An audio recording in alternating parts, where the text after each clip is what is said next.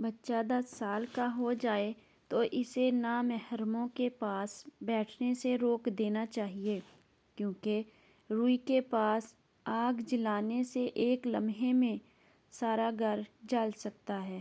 اپنی نیک نامی کے لیے اولاد کو آداب سکھانا ضروری ہے، ورنہ تیرے بعد کوئی جانشین نہ ہوگا۔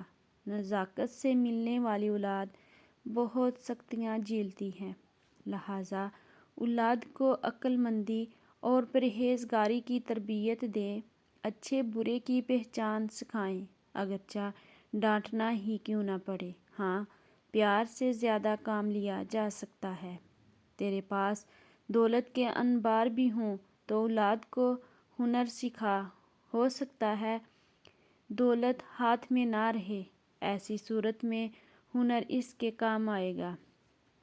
زمانے کی گردش سے مختلف ملکوں کا سفر بھی کرنا پڑ سکتا ہے۔ ہنر پاس ہوگا تو دست سوال کسی کے سامنے نہ پھیلانا پڑے گا۔ میں شیخ سعدی نے بھی بچپن میں بزرگوں کے تھپڑ کھا کھا کر یہ مرتبہ پایا ہے، نہ کہ جنگلوں کی خاک چھاننے اور دریائی سفر کرنے سے۔ ہمیشہ خادم ہی مخدوم بنتا ہے، جو استاد کی مار نہ سہ سکے، اسے زمانے کی سختیاں سہنی پڑتی ہیں۔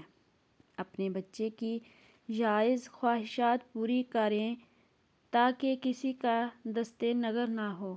جو والدین اولاد کی تربیت میں سختی کو جائز نہیں سمجھتے، ان کی اولاد جب غیروں کے ہاتھ لگتی ہے تو ضرور آوارہ ہو جاتی ہے۔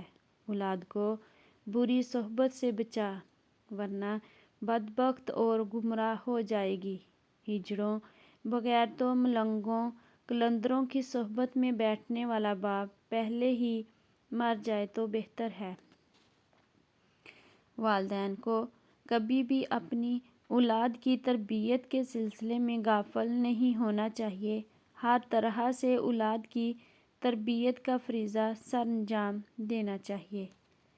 دینی طریقے کے مطابق اولاد کی تربیت ہوگی تو ایسی اولاد بڑھاپے میں والدین کا سہارا اور وفات کے بعد ان کی نیک نامی کا باعث ہوگی۔ حدیث شریف میں ہے، بچہ 7 سال کا ہو جائے تو اس کو نماز پڑھنے کی زبانی تلقین کرو، اور اگر 10 سال کی عمر کو پہنچ جائے تو اس پر سختی کر کے اس کو نمازی بناؤ، یعنی ماننے سے دریغ نہ کرو۔ چینل کو سبسکرائب کریں اور ساتھ لگے بیل آئیکن کو پریس کریں تاکہ ہر نئی آنے والی ویڈیو کا نوٹیفیکیشن آپ کو مل سکے۔ ویڈیو کو لائک کریں اور اپنے دوستوں کے ساتھ شیئر کریں۔ ویڈیو دیکھنے کا شکریہ۔